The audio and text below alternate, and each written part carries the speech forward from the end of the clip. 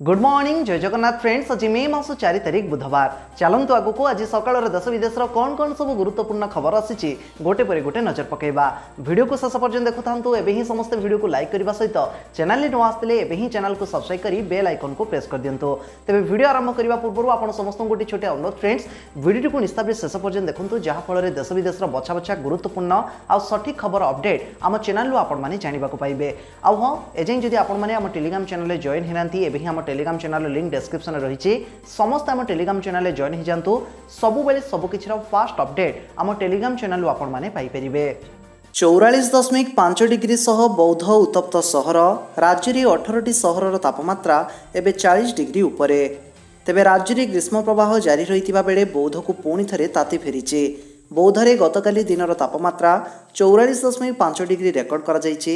आउ एथि सहित बौद्ध गतकाली मध्य उत्तप्त सहर भाव में परिगणित होइछि।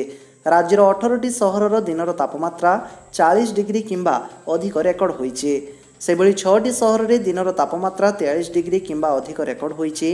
आंचलिक पाणीपाग विज्ञान केन्द्र पक्षरु ट्वीट करी एही सूचना दिया जायछि।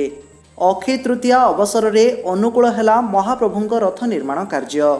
तेबे पवित्र अक्षय तृतीया अवसर में महाप्रभुंक रथ निर्माण कार्य गतकाली अनुकूल हो जाइछि। रथ निर्माण अनुकूल पाई श्रीमंदिर प्रशासन कार्यालय सम्मुख में छामुंडिया बंधा होइछि। 3 धौरा काठ श्रीमंदिर कार्यालय सम्मुख में पूजार्चना करा जाइछि। तेबे अपराह्न प्राय 4टारे गतकाली श्रीमंदिर महाप्रभुंक आज्ञामाल आसिबा परे वनजाग विधि रे रथ निर्माण कार्य अनुकूल होइछि। देउल पुरोहित श्रीनगर राजगुरु वेदज्ञ ब्राह्मण माने स्वतंत्र भाव में निर्मित यज्ञशाला यज्ञ मध्य करिसेंति।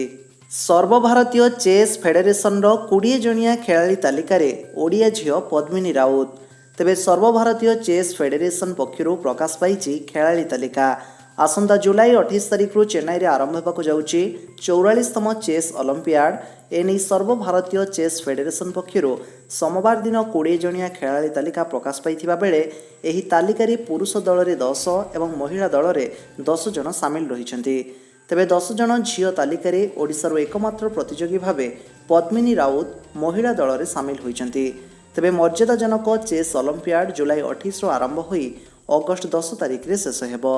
कालबैशाखी 15टी जिला को येलो वार्निंग जारी। 30 रु 40 किलोमीटर बेगर बहिब पवन। 6 रे लघुचाप। तेबे आज दक्षिण अंडमान सागर एवं पड़ोशी अंचल रे एक घूर्णिबलय सृष्टि होबार संभावना रही। यार प्रभाव में मे 6 तारिख रे समान अंचल रे एक लघुचाप क्षेत्र सृष्टि होबार संभावना रही। तेबे परवर्ती 24 घंटा मध्य यह अधिक चिन्हित होबार संभावना अच्छी। यार प्रभाव में आसंता एक सप्ताह पर्यंत आम राज्य में कालबैशाखी जनित वर्षार संभावना रही बोली भुवनेश्वर स्थित आंचलिक पाणीपाग विज्ञान केन्द्र पक्षरु सूचना दी जाइछि।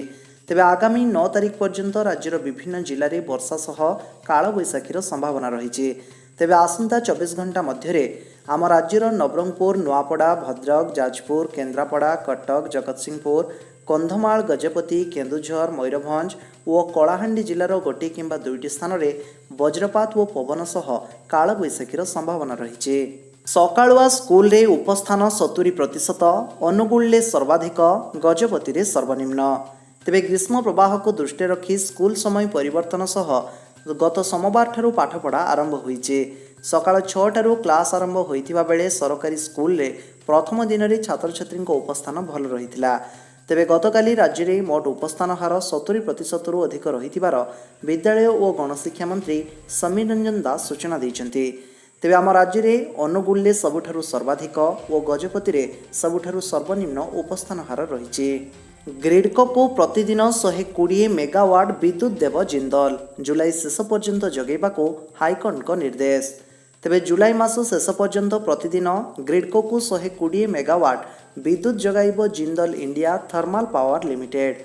जस्टिस शत्रुघ्न पूजाहारी को नहीं गठित खंडपीठ ग्रिडकोर अंतरीण आवेदन शुणाणी करी एपरी निर्देश देइछन्ति। तेबे राज्य में विद्युत संकट चिंताजनक स्थिति रे थिबा बेले हाईकोर्ट को राय ग्रिडको पाई आश्वस्ति आनिछि।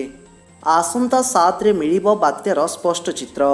तेबे आसंता 10 तारिख रे ओडिशा उपकूल अतिक्रम करिबो संभाव्य बात्या।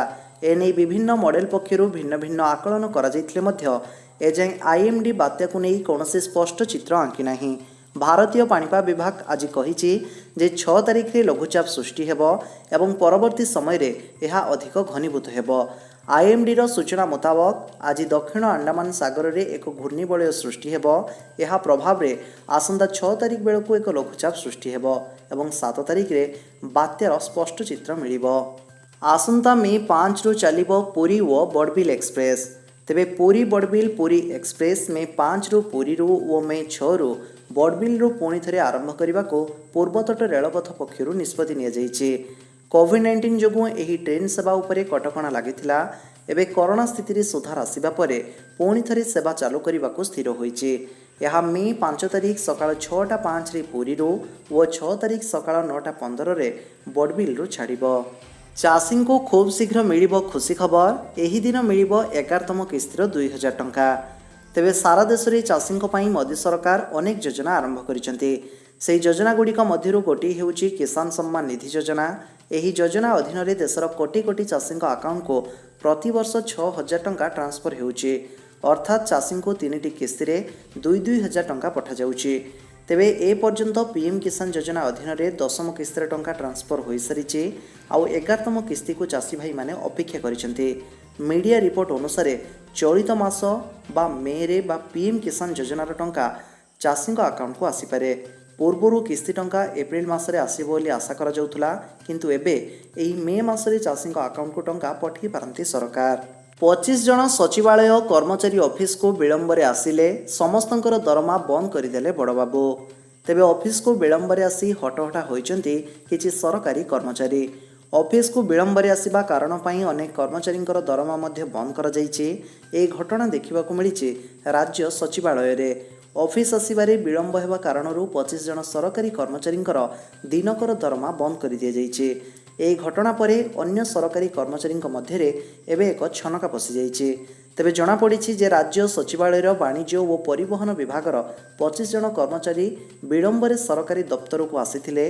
विलंब कारणरू समस्त कर्मचारी को कारण दर्शाओ नोटिस दिया सह उक्त दिनर दरमा मध्य बंद कर दिया जाइछि। उक्त कर्मचारी मध्य 2 जन अनुसचिव, 2 जन डेस्क अधिकारी, 8 जन विभागीय अधिकारी रहिथिले। प्रथम रु अष्टम श्रेणी पर्यंत समस्त छात्र छात्री को ऑल पास शिक्षा मंत्री कले घोषणा। तेबे कोरोना संक्रमण चली समय गुजरात सरकार एक बड़ घोषणा करिसेंती। राज्य में प्रथम श्रेणी रु अष्टम श्रेणी पर्यंत समस्त छात्र छात्री को चलित वर्ष भी प्रमोट करा जिवो। अवश्य एथर ऑफलाइन परीक्षा होइतिला, किंतु सरकार पक्षरु एबे निष्पत्ति निया जाइछि कि छात्र छात्री को आगामी क्लास पई प्रमोट करा जिवो। अर्थात समस्त पिला आगामी क्लास रे जाई पाठ पढ़ी परिबे। तेबे गत वर्ष मध्य मास प्रमोशन रो निष्पत्ति निया जाइतिला। गत थर कोविड कारणरू एपरी निष्पत्ति निया जाइतिला, किंतु चलित वर्ष कोविड मामला रे वृद्धि जोगुं छात्र छात्री को पदोन्नति देवा पई राज्य सरकार एभली निष्पत्ति नैचंती। भारत और दक्षिण आफ्रिका टी20 मैच बारवाटी स्टाडियम रे सफल आयोजन नहीं ओसीएर बैठक। तेबे आसंता जून 12 तारिख दिन स्थानीय बारवाटी स्टाडियम रे अनुष्ठित हेबाकु थिबा टी20 क्रिकेट मैच रो सफल आयोजन नहीं सोमवार दिन अपराह्न रे ओडिशा क्रिकेट एसोसिएशन रो कर्मकर्ता को नहीं एक बैठक अनुष्ठित हो जाइछि। कोरोना महामारी संक्रमण प्रभाव ह्रास पाइथिबा बेले एही मैच आयोजन पई सुजोग मिलिथिबारु मैच परिचालना क्षेत्र में मुख्य दायित्व ग्रहण करिबा पई थिबा मेजर शेयर होल्डर सहित ओसीए मैनेजमेंट ए संपर्क में आलोचना करिछि। आज विज्ञान परीक्षा देबे मैट्रिक छात्र छात्री किभली प्रस्तुति करिवे टिप्स देले शिक्षाविद। तेबे स्कूल जीवन में छात्र छात्री भय 2टी विषय पई रही थाए, गोटे गणित आउ अन्यटी हेउछि विज्ञान। तेबे आज मैट्रिक परीक्षार विज्ञान परीक्षा हेबाकु जाउछि, तेणु केमिति छात्र छात्री चापमुक्त होई विज्ञान परीक्षा देबे से नहीं टिप्स देइचंती शिक्षाविद। अनेक स्कूल पिला गणित भली विज्ञान को मध्य भय करती। भौतिक विज्ञान रे गणित भली सूत्र बुझिबाकु पड़िथाए। तेबे चलित वर्ष मैट्रिक परीक्षा रे विज्ञान परीक्षा रे भौतिक विज्ञान और जीव विज्ञान विषय को मिसाई पिला मोट 80 मार्कर परीक्षा देबे। 50 मार्क ऑब्जेक्टिव और 30 मार्क सब्जेक्टिव प्रश्न पड़िबो। तेणु पिला प्रश्न को भल भाव बुझी उत्तर लिखिबाकू परामर्श देइचंती विज्ञान शिक्षक। विज्ञान परीक्षा पाई छात्र छात्री किपरि प्रस्तुत हेबे आउ ता संपर्क में किछि टिप्स मध्ये देइचंती शिक्षाविद। समस्त टिप्स पाई आम टेलीग्राम चैनल रे जॉइन होई पाई परिबे। 40 लाख रु ऊर्ध्व चाषी को मिलिला कालिया टंका। कृषि विकास पाई 8टी नुआ कार्यक्रम आरंभ। तेबे मुख्यमंत्री नवीन पट्टनायक गतकाली अक्षय तृतीया और कृषक दिवस अवसर में राज्यर कृषक मान कालिया योजनार सहायता प्रदान करिसेंति। द्वारा झारसुगुड़ा व्यतीत राज्यर प्राय 40 लाख क्षुद्र और नाममात्र चाषी बैंक खाता को पाखापाखि 800 कोटी टंका सीधा सड़क प्रदान करा जायछि। चाषी माननकु एही टंका को चाष काम रे लगाई कृषि रे उन्नति आनिबा पई एही अवसर रे मुख्यमंत्री परामर्श दैछन्ति। तेबे आपण माने टंका पाइछन्ति कि नाही कमेंट करी जणांतु। आ टेलीग्राम रे जॉइन हेई समस्ते निजर टंका पाइथिबार पेमेंट प्रूफ रो स्क्रीनशॉट टी पठांतु। डाक विभाग रे चाकरी सारा देश में 38,000 रु अधिक पद पूरण पाई बाहरिला बंफर नियुक्ति। जानतु केते दरमा रहिछि। तेबे भारतीय डाक विभाग रे चाकरी पाई आपण इच्छा करूछन्ति कि आपणक पाखरे रहिछि एबे सबुठारु सुवर्ण सुजोग। डाक विभाग रे मोट 38,926 टी पद पूरण पाई एबे नियुक्ति सुजोग आसीछि। एही भर्ती सारा देश में ग्रामीण डाकघर गुड़िकर दिज्व। इच्छुक प्रार्थी माने ऑनलाइन वेबसाइट को जाई एथिपाई आवेदन करिपरिबे। आम ओडिशा रे मध्य 3,000 रु ऊर्ध्व पोस्ट बाहरी। जदि आपण माने 10वीं पास केवल करिथांती ताहाले सेथिपाई आवेदन करिपरिबे। एथिपाई कोनोसी परीक्षा मध्य हबार नाही। तेबे को माने आवेदन करिपरिबे, केमिति आवेदन करिबे, केते कोन सैलरी रहिछि, A to Z complete information तार लिंक वीडियो डिस्क्रिप्शन में देइछि। सेही वेबसाइट को जाई एही रिक्वायरमेंट बाबद रे आपण डिटेल्स जानि परिबे। साउथ आफ्रिका रे पुणी बढ़िला कोरोना। साउथ आफ्रिका रे आसुची पंचम लहर। BA4 और BA5 सब भारिएंट करुची संक्रमण। तेबे साउथ आफ्रिका रे पुणी कोरोना संक्रमण बहु संख्या रे एबे बढ़िबारे लागिछि। गत डिसेम्बर परठारु सेठारे कोरोना संक्रमण बेस कमी जाइथिला, किंतु गत एक सप्ताह भितरे आश्चर्यजनक भाव संक्रमण वृद्धि पाइबारे लागिछि। एही समय भितरे 3 गुणा संक्रमण एबे बढ़ी जाइछि। आउ चिंतार कथा हेउछि बहु संख्यारे संक्रमित हॉस्पिटल रे भर्ती मध्य हेउचंती। आउ कहा जाउछि कि साउथ आफ्रिका रे एबे पंचम लहर आसी जाइछि। ओमिक्रॉन रो BA4 और BA5 सब भारिएंट एही संक्रमण करुछि। देशर सबुठारु बड़ FMCG कंपनी आदानी ओइलमार पछरी पड़िला हिंदुस्तान यूनिलिवर। तेबे आदानी ग्रुप रो FMCG कंपनी आदानी ओइलमार आउ एक कीर्तिमान हासिल करिछि। गत आर्थिक वर्ष रे कंपनीर परिचालनारू रेकर्ड आय होइछि। एही सफलता परे देशर सबुठारु बड़ FMCG कंपनी होई परिछि आदानी ओइलमार। हिंदुस्तान यूनिलिवर को पछरे पकाई कंपनी एही सफलता हासिल करिछि। तेबे आदानी ओइलमार रो आय 2021-22 आर्थिक वर्ष रे 46.2% वृद्धि होइछि। FMCG अर्थ हेउछि फास्ट मूविंग कंज्यूमर गुड्स बा द्रुत गतिशील ग्राहक सामग्री। भारतर अवस्था भयंकर। महंगा माड़ सांग को अभिवृद्धि कमुचे, बेकारी संख्या बढ़िबारे लागिছে। गत 2 वर्ष धरी कोरोना महामारी कारण सारा दुनियार सामाजिक और अर्थनैतिक स्थिति को दहलाई देइছে। कोविड संक्रमण धीरे धीरे ह्रास घटिबा परे जनसाधारणकर जीवन धारणर मान सुधुरिबारे लागिছে। तेबे भारतर स्थिति वर्तमान संकटजनक अवस्था रहिथिबार एक रिपोर्टरू जणा पड़िছে। देश में पेट्रोल, डीजेल, रंधन गैस सिलिंडर, खाइबा तेलर दर एबे हु होई बढ़ी चलिथिबा बेले अभिवृद्धि हार कमिबारे लागिছে। ଏହା ଫଳରେ ଦେଶରେ ଦିନକୁ ଦିନ ବେକାରୀ ସଂଖ୍ୟା ମଧ୍ୟ ବଢ଼ିବାରେ ଲାଗିଛି। ତେବେ ରିପୋର୍ଟ ମୁତାବକ ଦେଶରେ ଗତ ଏପ୍ରିଲ ମାସରେ ବେରୋଜଗାରୀ ହାର ବୃଦ୍ଧି ପାଇ 7.83%ରେ ପହଞ୍ଚି ଯାଇଛି। ମାତ୍ର ଗତ ମାର୍ଚ୍ଚ ମାସରେ ଏହି ହାର 7.60% ରହିଥିଲା। ପ୍ରଧାନମନ୍ତ୍ରୀଙ୍କ ପରାମର୍ଶଦାତା ଭାବେ ନିଯୁକ୍ତ ହେଲେ IAS ତରୁଣ କପୁର। 2 ବର୍ଷ ପର୍ଯ୍ୟନ୍ତ ସମ୍ଭାଳିବେ ଦାୟିତ୍ୱ। तेबे प्रधानमंत्री नरेंद्र मोदी परामर्शदाता भावे नियुक्ति पाइचंती पेट्रोलियम मंत्रालय पूर्वतन सचिव तरुण कपूर। नियुक्ति संक्रांतीय कैबिनेट कमिटीर निष्पत्ति क्रमे सोमवार तांको प्रधानमंत्री परामर्शदाता भावे नियुक्ति प्रदान करा जायछि। से प्रधानमंत्री कार्यालय रे सचिव पाह्या अधिकारी भाव कार्य करिवे। दायित्व नेबार 2 वर्ष पर्यंत तांको एही पदवी रे रहिबाको पड़िबो। 1987 हिमाचल प्रदेश IAS क्याडर श्री कपूर 2021 नवेम्बर 30 रे पेट्रोलियम और प्राकृतिक गैस मंत्रालय सचिव भाव में नियुक्ति पाइथिले। प्राइवेट गाड़ी संख्या हेबो अधा। एही सरकार आणुचंती नुआ पॉलिसी। तेबे व्यक्तिगत भाव में जास पाई प्राइवेट गाड़ी व्यवहार होता है। तेबे वर्तमान दिल्ली सरकार प्राइवेट गाड़ी संख्या कम करने को प्रस्तुत होउचंती। याहाकु नै दिल्ली सरकार एक नुआ पॉलिसी आनिबाकु जाउचंती। एही पॉलिसी आसिबा परे दिल्लीर सड़क मानकरे वाहन संख्या अधा होइजिबो एवं ट्रैफिक जाम रो मध्य मुक्ति मिलिबो। दिल्लीर ट्रैफिक समस्या को दूर करने पूर्व मध्य अनेक प्रयास करा जाई आसुची।